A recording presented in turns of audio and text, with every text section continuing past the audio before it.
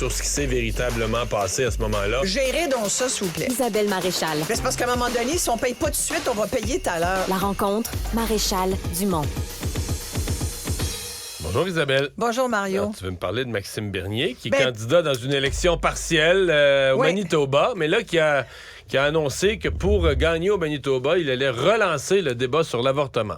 Et c'est pas que je voulais tant que ça de te parler de Maxime Bernier, tu comprends, mais là, oui, ça me démangeait parce que quand j'ai vu cette nouvelle tomber aujourd'hui à l'effet que pour M. Bernier, c'est donc bien détestable un avortement au 3e trimestre.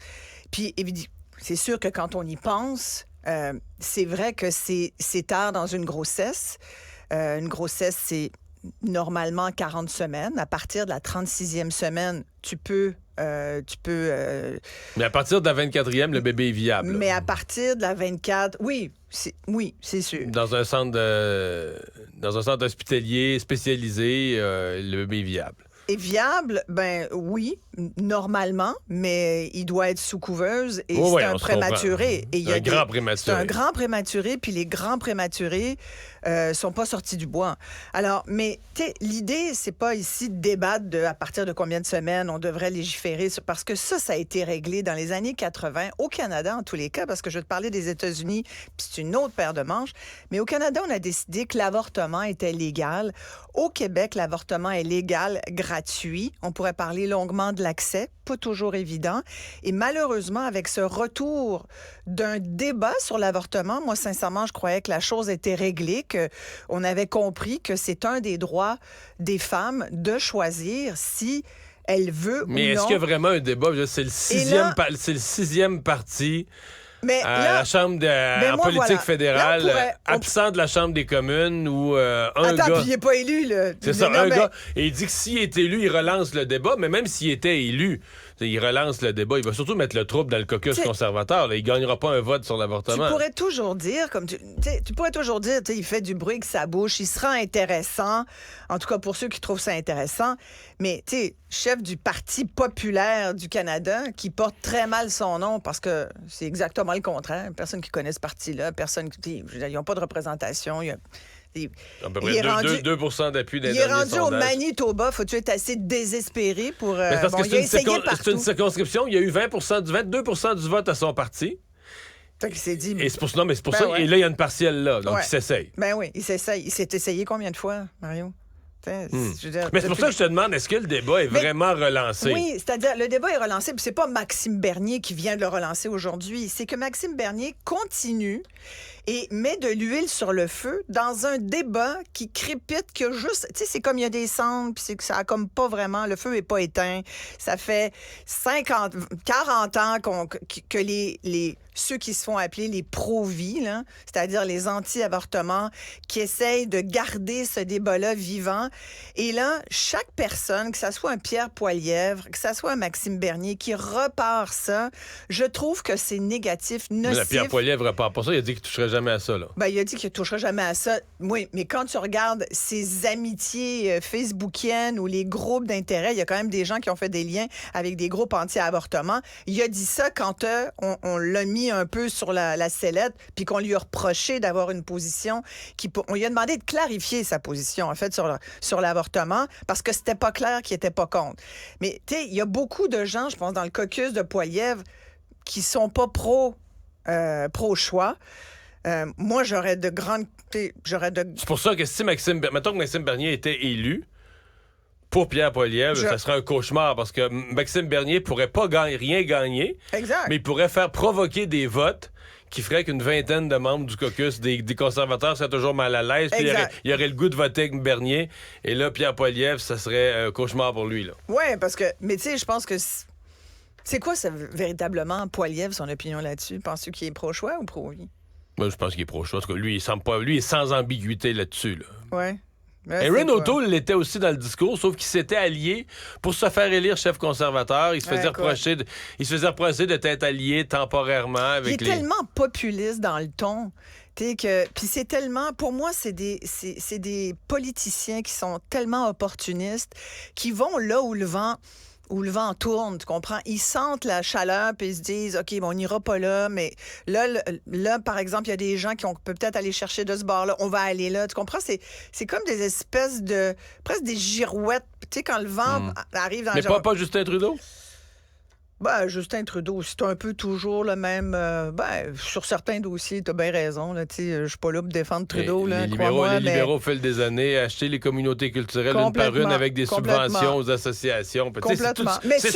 C'est ça la politique, d'additionner des gens. Oui, mais est-ce que c'est ça la politique? Est-ce que ça devrait être ça la politique? Je pense que non. Ça finit par décourager les gens d'aller voter. Ça, c'est de la politique décourageante parce qu'elle est trop opportuniste.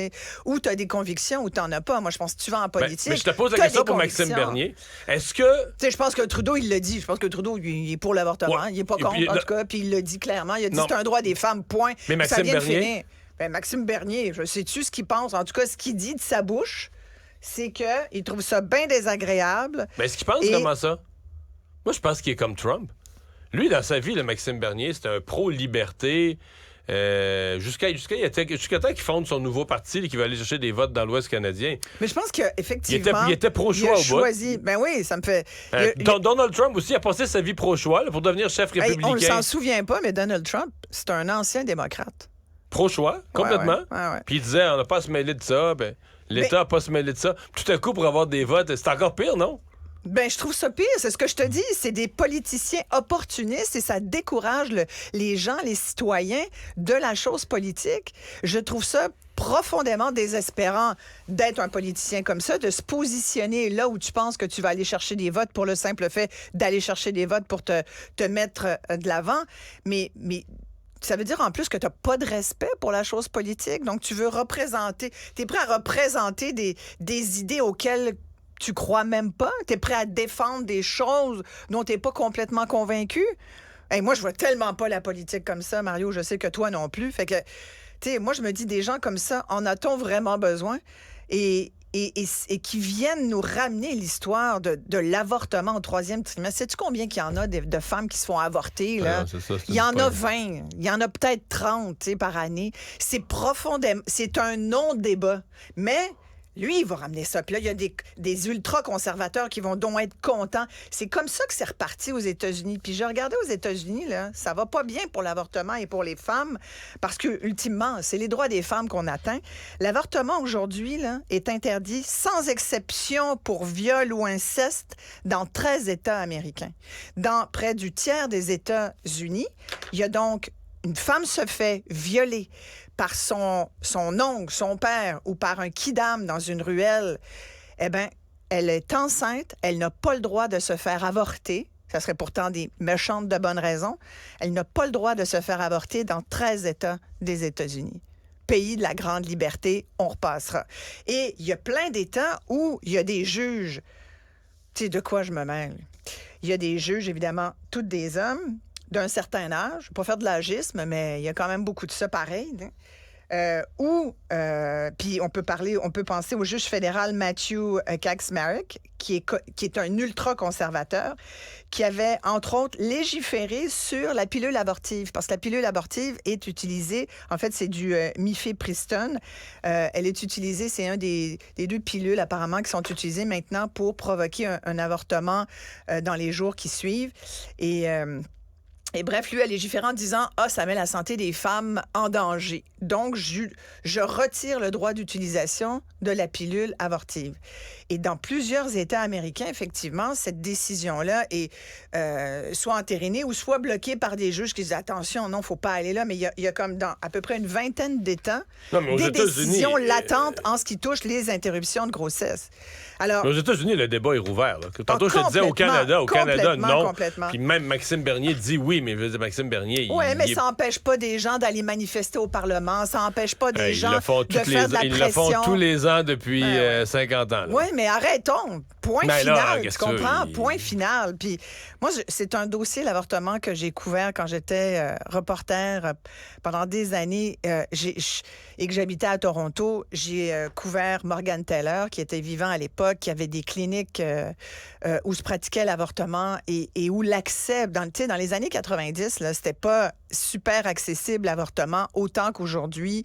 Il y avait énormément de tabous. On a quand même beaucoup avancé, là. Et c'était difficile pour une jeune fille, une jeune femme, une femme d'avoir accès. Il fallait payer. C'était très cher. Et je me souviens de l'avoir interviewé plusieurs fois. C'était un médecin profondément humain, très sensé, et qui a reçu des menaces de mort toute sa vie. J'avais interviewé... Tu sais qu'il y a des médecins qui ont été assassinés pour ça aux États-Unis, qui ont été menacés au Canada. Moi, j'avais reçu, parce que j'étais reconnue pour couvrir cette cause-là et être clairement pro-choix, parce que je suis une femme, je me vois mal être l'inverse, hein. Et j'avais reçu dans une boîte de chaussures des restes humains. Écoute, ça m'avait... à Radio-Canada, à l'époque, c'était à Radio-Canada Toronto, il avait fait venir la police, puis il pensait que c'était une bombe. Écoute, ça avait été branle-bas de combat dans le bureau de Radio-Canada. Puis finalement, quand on avait ouvert la boîte, c'était absolument dégueulasse. Là. Mais bref, tout ça pour dire qu'ils sont prêts à tout. Tu sais, j'ai reçu des lettres de menaces de mort. Tu sais, tu t'attaques aux médias, tu t'attaques aux médecins qui pratiquent l'avortement. C'est pour cette raison-là, d'ailleurs, que de nombreux médecins refusaient de le faire au Québec jusqu'à il n'y a pas si longtemps. Tu sais. La raison pourquoi Maxime Bernier a fait une telle guerre là, contre la vaccination, c'est pas parce qu'il voulait que chacun fasse ce qu'il veut avec son corps? Il dit...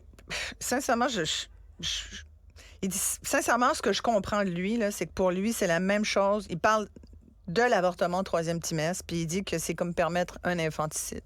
Puis il dit, on a beau vouloir dire « mon corps, c'est mon choix », dans ce genre de cas, il y a un autre corps, un autre être humain, presque entièrement développé, d'impliqué. C'est ça qu'il dit. Après toutes ces années, il faut rouvrir le débat.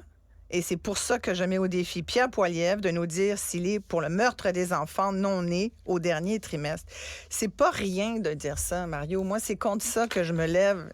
C'est de dire, tu ne peux pas dire qu'un avortement, même au 3e trimestre de grossesse, étant donné qu'on parle ici de cas extrêmement rares où il faut vraiment connaître la situation de la mère pour en arriver là, je pense qu'il n'y a aucune femme qui souhaite... parce que c'est un accouchement, là, qui souhaite avec c'est très compliqué et sincèrement, ça ne doit pas faire du bien. Donc, il n'y a aucune femme qui souhaite être dans cette position-là. Je pense que quand tu arrives là, c'est parce que tu n'as pas d'autres choix. T'sais.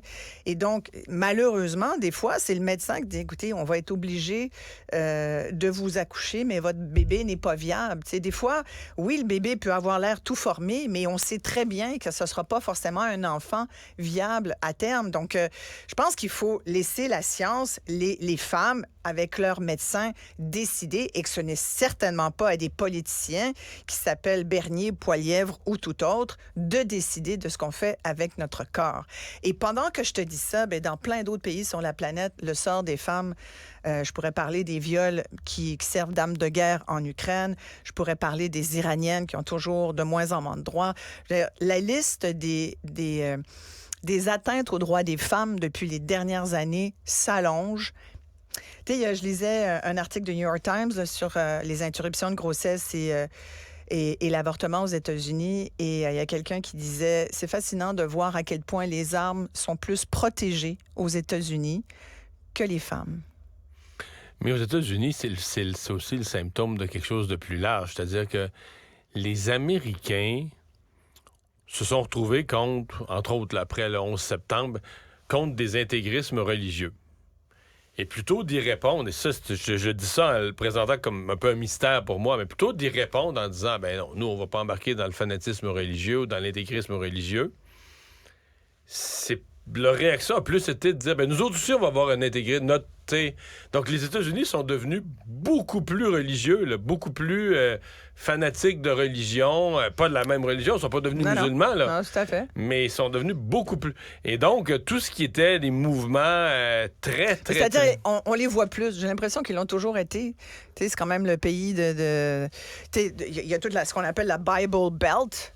On l'appelle encore la Bible Belt. Là. Tout le sud des États-Unis, ultra-religieux, catho. Sauf qu'aujourd'hui, là, ça l'est plus qu'il y a 30 Mais ans. là, alors... aujourd'hui, ils se donnent le droit de s'exprimer d'abord parce qu'on est dans une ère où tout le monde s'exprime comme il veut, n'importe où, et sur n'importe quelle plateforme. Et là, maintenant, ils se donnent le droit de dire nous sommes un vrai groupe qui est représentatif de beaucoup de monde. Et c'est vrai que ça finit par être beaucoup de monde. Sont, là. Ça finit par être beaucoup de monde, effectivement. Quand tu regardes le nombre d'États, écoute, c'est pas rien. C'est le tiers des États-Unis, quasiment, là. Et puis, c'est pas fini du tout. Non, mais c'est là. ça que j'allais dire. C'est pas un nombre qui va en diminuant, là. C'est un nombre qui va en augmentant. À l'heure actuelle, il y a des projets pour resserrer dans plusieurs autres États. Au moins une douzaine, quinzaine d'autres États. Alors moi, je dis, tu sais, quand Chrystia Freeland ici nous dit au Canada, vous inquiétez pas, on rouvrira jamais ça. Là. Ben, peut-être d'un point de vue global, mais sur le plancher sur la terre ferme, là où sont les citoyens, ça n'empêche pas les gens. C'est comme ça que tu forges des mentalités. En attendant un tel qui repart, tu dis, ouais, dans le fond, il n'y a pas tort. C'est vrai que ça n'a pas de bon sens. Puis, tu comprends? C'est comme ça qu'on finit par élire des gens qui ressemblent pas trop à ce qu'on veut finalement comme représentants. Isabelle, merci. Merci, Mario. Au revoir. Mario Dumont. Tout ce que vous venez d'entendre est déjà dit.